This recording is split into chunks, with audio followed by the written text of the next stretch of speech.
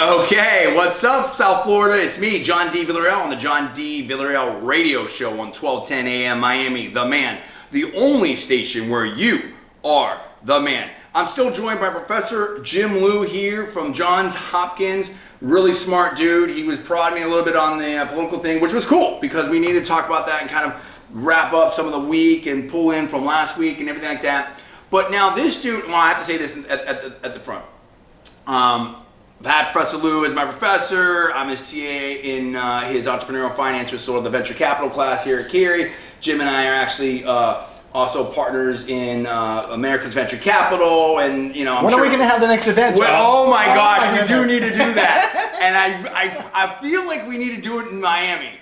I've talked I've talked to some of the folks at 1210. I really feel like South Florida could be the thing. Now we may jump off another one here in DC. We have to look at stuff right now. I'm a little bit crushed by school, but we have to look at that, and I'm sure we'll do a lot of other business things too. So I have to say that up front, full disclosure, everything like that. Now, talking about business and talking about Cary and what you do, you are super deep in this whole.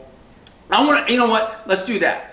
We didn't set the table right because we had to get in everything. Let's talk about your background. You're a University of Chicago guy, and then you went to what, NYU after that. Tell me about that. Okay, sure. Tell me about the background. So, John, I really like hanging out with people from Texas because originally I'm from Oklahoma. That's right. And, my parents are professors, and so I grew up in the Ivory Tower. So, that's a little bit where I came from. I went to school in the University of Chicago for undergraduate. I studied mathematics there, and then I went to Columbia for graduate school and did a PhD in finance. So, my background is from that sort of side. Started my career on Wall Street, worked for Morgan Stanley. It was a great experience. Traveled the world with Morgan Stanley, went out to London, went out to Hong Kong, all on the equity derivative trading desk. So I was on the quantitative side of finance. And then from there, I found myself back up in New York doing a couple of startups, but eventually working down in DC with the Carlyle Group, and we built out an asset management component of the Carlyle Group, which eventually spun away. But then, so I'm more of a practitioner, I think, than an academic. But I like to do research, and then my wife and we found ourselves back up to Baltimore because Johns Hopkins was treating my father-in-law for cancer. Unfortunately, he passed away. That's sorry. But actually, Johns Hopkins has a really special place, for me because my youngest daughter actually was healed at Johns Hopkins. They saved her life, right? What? So, yeah. So what's the story about that? Well, she had interception, and we brought her to Johns Hopkins, and there was a doctor, I think, on call around 12 o'clock at night who came and just literally fixed her. If they wasn't treated, she would have passed away. So I have a huge debt at Hopkins to pay that I'll never be able to pay, obviously. Yeah, but that's why I love the community. I mean, the faculty there in the business school is great. We have a new dean. It's really exciting. People have a lot of excitement. We're relatively a young business school, but the community of Johns Hopkins is wonderful. I mean, I try to do a lot of research with other faculties across math, stat, and computer science and engineering. It's a great community. And, I've been teaching, what do I teach now? I teach the cryptos and blockchains course. Yep.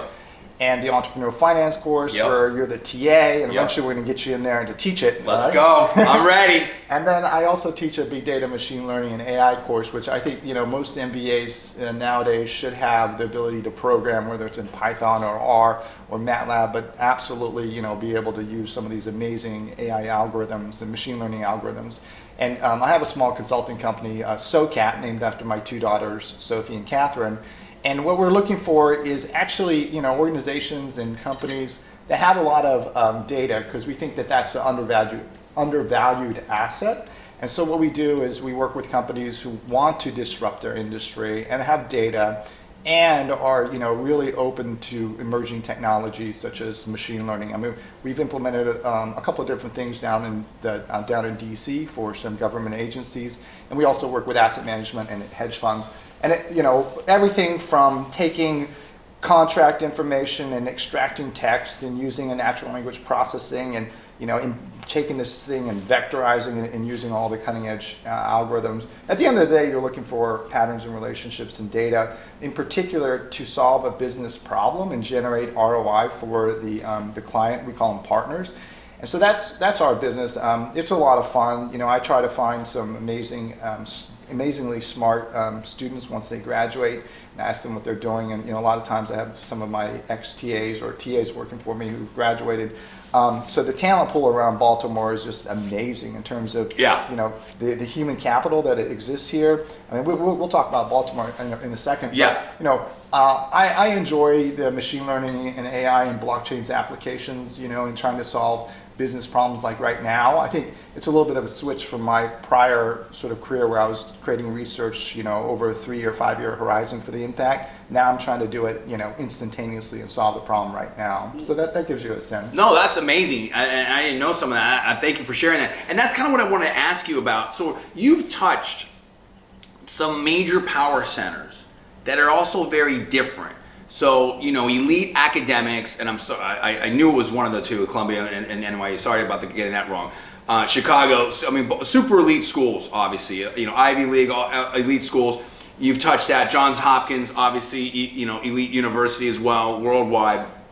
But you've also done this major hedge fund work and stuff, major Wall Street stuff, Carlyle Group, global firm, mega firm. A lot of people don't know about it because they do so much stuff, much more B2B and all kinds of the other things like that. I mean, people know Goldman, stuff like that, but they may not know Carlyle or BlackRock, but those are massive hitters. And now you're into this startup game, but you're also interfacing with some big heavyweights in government. Which of those, it seems like you want to be more of an entrepreneur. What insights can you, of living in those different worlds, what have you sort of learned and where do you think it's going? How innovative is government being? All of that. Yeah, absolutely. That's a great question, John. So, in my career, I got the opportunity and I was blessed enough to work at some of these top institutions. And, across the board, there's ridiculously talented people, not only in academics, but also at some of these high-end investment banks and hedge funds and asset management companies. So that, the commonality is there are people there are super duper smart who work really hard, and you can learn a lot from them. And, my experiences have always been, pretty great in terms of, what I've learned, and actually trying to disrupt industries. But, I think the challenge here for at least myself now and students is, what's the hardest thing to do? And I think personally, it's actually try to start a company. So being an entrepreneur, that's the hardest thing. Now, if you want to, see how great of a business person you are, at what level you're at, then just try to start a company. And why is that so difficult? Because you got to put on so many hats, and you've got to, do your own HR recruiting. You got to go out and, find clients and do the sales components, and then actually, build the products or services that you want to offer, right? So I think that is super duper challenging, and that's why, I like teaching about entrepreneurial finance, because I get to interview some entrepreneurs, and also on the other side, which is the investors, which is the venture capitalists and the angel investors and private equity. So it's a wonderful sort of experience. I started my career working at an investment bank, but the more that I live and the more that I see, I think the most challenging thing is to be an entrepreneur. And what kind of skills do you need? Well, obviously you're going to have amount of sort of intellectual capacity. If you go to any one of the top business schools, you probably are okay with that. The other thing is you have to have an idea that's going to solve a problem. And just because you're smart, you also need EQ. And if you don't have EQ, then you're going to be smart and you create something that nobody wants except for maybe you. And that happens a lot to smart people, right? So you need to have a lot of EQ. You need to be able to talk to a lot of people. So you need good social skills, and you need to be able to read where the demand is, right? Some smart people create products and services that are 3 years, 5 years down the line. There's not the demand here yet, right? Yeah. So you got to address what's going on right now, and that means that you have to understand the marketplace, right? What is the demand right now? And then you try to create something and solve it. There's a lot of other aspects of being an entrepreneur. One thing is you got to have a lot of grit. Oh my gosh. Because you're going to get beat up all the time. Yeah. And it's like a ridiculous emotional roller coaster ride, up and down, and the amplitude is, very scary. But at the same time, it's very rewarding. And so I think that's an acid test for business professionals. If you want to see at what level you're at, try to start a company. 9 out of 10 companies just don't survive because they're not addressing a problem that's needed now, and no one's willing to pay for that solution, right? But I think that's kind of a fun thing. I'm really excited to be working with you, John, because you've had some experience out in Silicon Valley, and you bring a level of energy. I think the energy is very important. It is. The energy and excitement. And, you know, unfortunately, you know, an entrepreneur, when they're starting out or even when they're small, they've got to get out there and they've got to do this press and they've got to get exposure and they've got to, you know, everyone's got to know what they're doing. And, you know, that's not for everyone. Like, you know, I know a lot of entrepreneurs are more sort of introverts and they force themselves to go out there, but you got to do that. It's part of your job, right? And there's other people who are more extroverts, but, you know, they're not really solving a big problem, right, that everyone wants. So it's this combination of being smart and having high EQ, having sort of grit in order to do this over and over again. But I do know for what's really interesting is that the more you do it, the better you become. Right. So, I mean, you know, just because the first rodeo is not successful, you know, I've seen people, you know, get themselves back up on the horse and do it again and again, and they have more and more success. So what I do see is that you can learn this stuff, but you've got to go through the bumps. And then, you know, there's only, you know, one way to do it is you just go out there and, you know, give it a shot. No, absolutely. And I will say, you know, quickly here, I agree with almost all that. And it's a matter of, you know, my own experience. I think exactly right. There's so many different things that are being talked about right now. Design thinking, you know, human-centered problems. And you have, I think, a lot of people in here at Hopkins, we're so great at the quantitative stuff, the research stuff. There's like literally treasure troves of incredible stuff going on. I almost sort of analogize it to Caltech on the West Coast. A school that's unbelievable, that it's really more B2B. People in NASA and in industries, they all love it, know it. But for the average American, the brand isn't as strong. Now Hopkins' brand is much more strong with the average American. But you have all this great technology and stuff like that. However, when you ask some of these people, even MIT, I think suffers from this much more so than Harvard, to go do a road show, go explain, go round up some other founders and motivate them, go create a market, as Bruce Cleveland and I were talking about, you know, market engineering, all that type of stuff, and that's his thing, but we were discussing on the show, they can't do it. They don't know what it is, they don't know how to do it, and I think someone like Steve Jobs, I mean, you know, these people, Larry Ellison, they're so rare, Bill Gates, in terms of being able to come up with something very disruptive, very practical, very value added, but then go out there and sell it and motivate and wear all those different hats. And I think that there's almost, for a while, there was I don't want to say looking down, but let's say an overlooking of all those things that are important. And people, you know, I'm right now,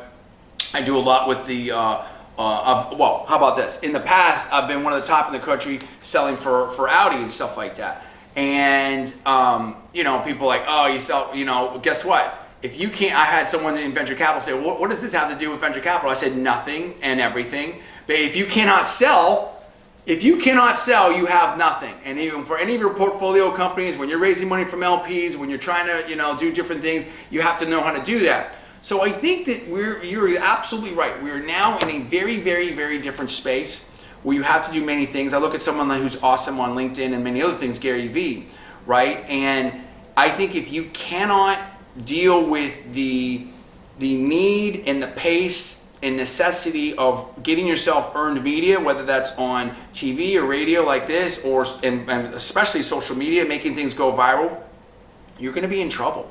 I mean, I'm sure you can recount how many times have you seen or heard about the best technology that went nowhere.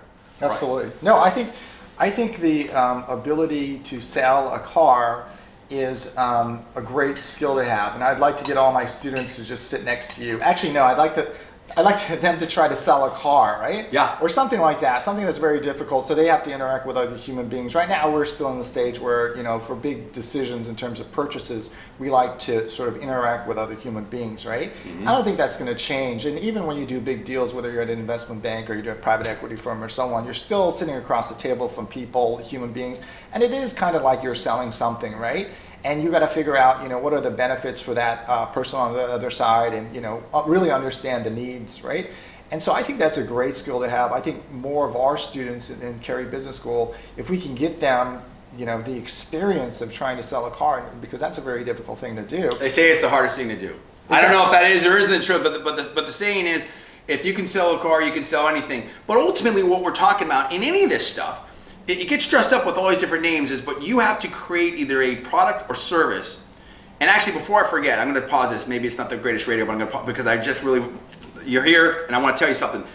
Is that I think what we should do, and I have a client that I advise, stuff like that. I would love to sort of do an on-air analysis breakdown. You know how we do, right, of a company and advise them real time. I don't know that that's ever been done. Maybe on some of the podcasts, stuff like that, but I don't know that that's been done over the years. I think that would be terribly fascinating. Absolutely. So, I mean, through our ecosystem of friends, we can get a lot of entrepreneurs here, especially ones who have great products and services or are stuck in terms of sales, right?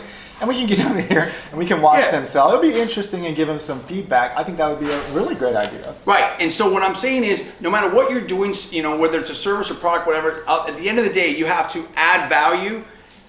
You have to create something of value and add value. After that, whatever that is, it could be the world's this rocket, it could be a new Uber service, it could be whatever. You have to create something that is going to add value to the marketplace. And really after that, other than the logistics and blocking and tackling, it's a sales and marketing exercise. That's all that it is for every single company. So that's what I want to say about that. We have to take a break, and we'll come back with one more segment. For Professor Liew. Obviously, we still have another hour plus with the show. You listen to John D. Villarreal Radio Show on 1210 AM Miami, the man, the only station where you are the man.